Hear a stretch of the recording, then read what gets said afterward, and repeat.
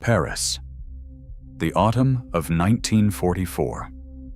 The city has just been freed from 4 years of Nazi occupation, and in the streets, crowds are hunting down collaborators. Inside the Hôtel Ritz, 2 members of the French resistance climb the grand marble staircase. They have come to arrest one of the most famous women in the world. Her name is Coco Chanel. The world knows her as Coco. She created the little black dress. She made the most famous perfume on earth. And she is suspected of being a spy for Nazi Germany. But within a few hours, she will walk free. Powerful friends will protect her. She will never stand trial, and the world will go on buying her perfume for the next 100 years, never knowing the truth. This is the story of how a poor orphan girl built a global empire worth billions, how she changed the way women dress forever, and how she buried one of the darkest secrets in the history of fashion. To understand all of it, we have to go back. Because the woman who dressed the whole world spent her life running from where she came from. Coco Chanel was born in 1883 in a poorhouse in the town of Saumur in the west of France. Her family was desperately poor. Her mother worked herself to death as a laundrywoman and died when Coco was only 12 years old. Her father, a traveling peddler, abandoned his children soon after, and she never saw him again. She was sent to a convent orphanage in the village of Aubazine, run by strict Catholic nuns. She spent her childhood inside its cold stone walls, surrounded by the plain black robes of the nuns and the white of their collars, learning to sew by hand. She was ashamed of the poverty and the loneliness of it. For the rest of her life, she would lie about her past, inventing parents and a childhood that never existed. But those gray years shaped everything she would become. The severe black and white she saw every day in that convent would one day become the heart of her entire style. As a young woman, she worked as a seamstress by day, and at night she sang in a cabaret for soldiers, where she picked up the nickname that would follow her forever, Coco. She was sharp, ambitious, and beautiful, and she understood early that her way out of poverty would run through wealthy men. She became the mistress of a rich cavalry officer named Etienne Balsan, who kept her in his chateau outside Paris. And then she met the love of her life, an Englishman named Arthur Capel, who everyone called Boy. It was Boy Capel who believed in her, and who gave her the money to open her first shop. In 1910, Coco Chanel opened a small hat shop in Paris on the Rue Cambon. Then she did something radical.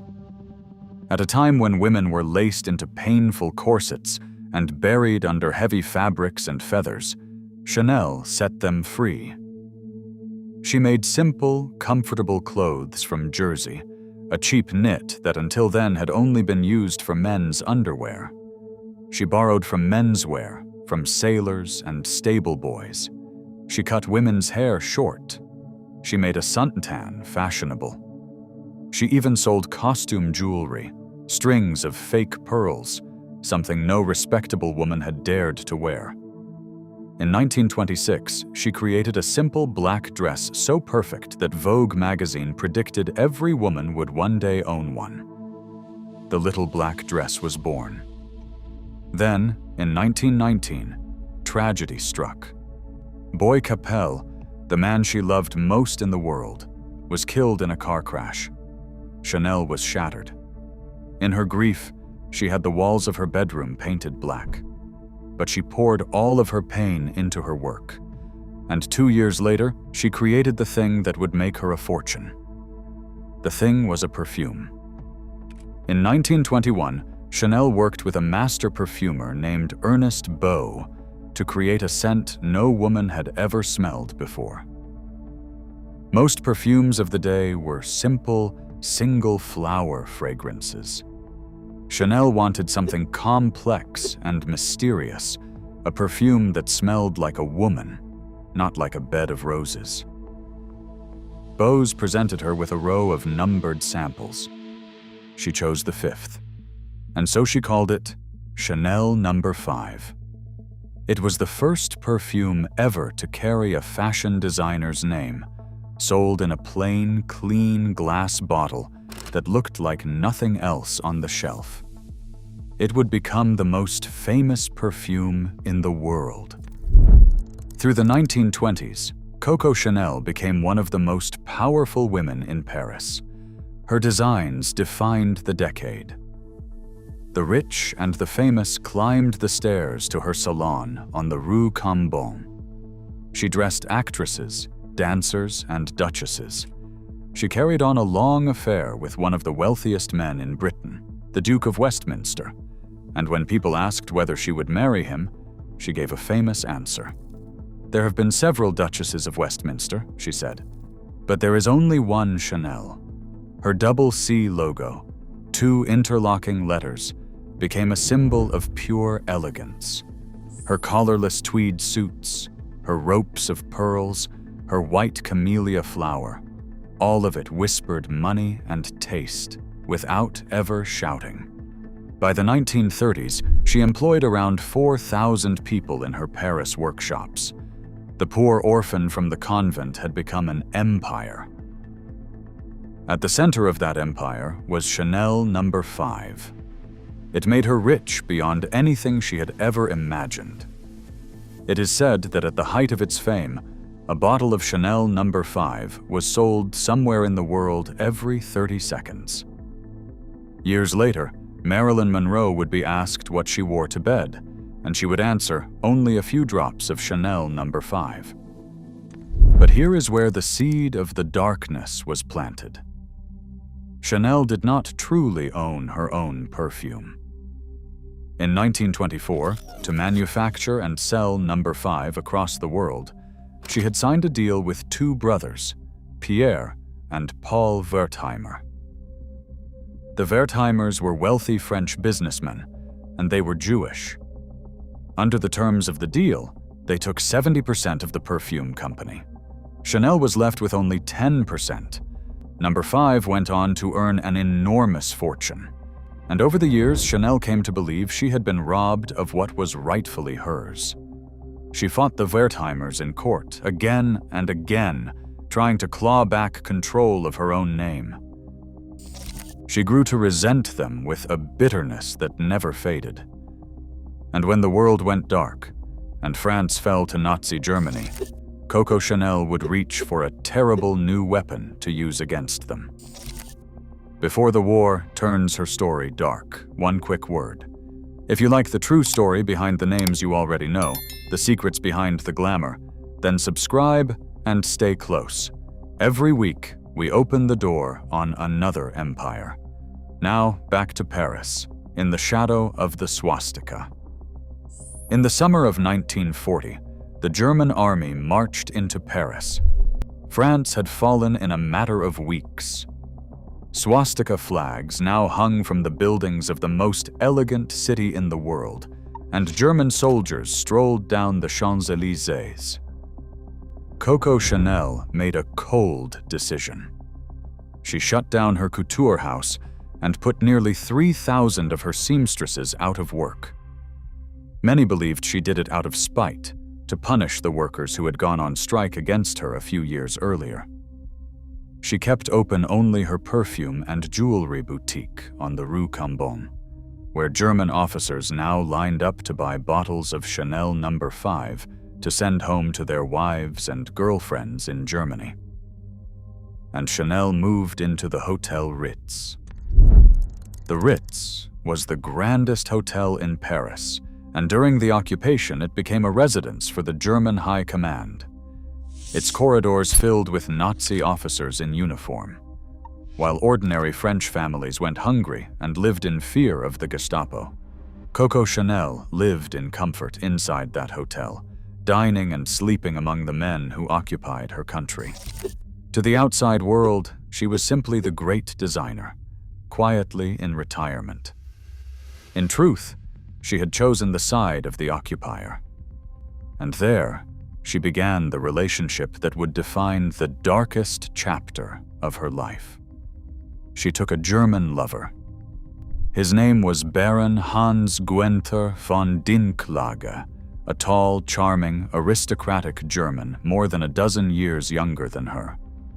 But von Dinklage was far more than a handsome companion. He was an officer working for German intelligence. Coco Chanel was now the lover of a Nazi agent, living inside a Nazi stronghold. And she was about to spot an opportunity. A way, at long last, to take back her perfume from the Jewish family she had come to despise. Here is the plan. Coco Chanel set in motion. Nazi Germany had passed a series of laws designed to strip Jewish people of their businesses and their property, and hand it all over to non-Jews.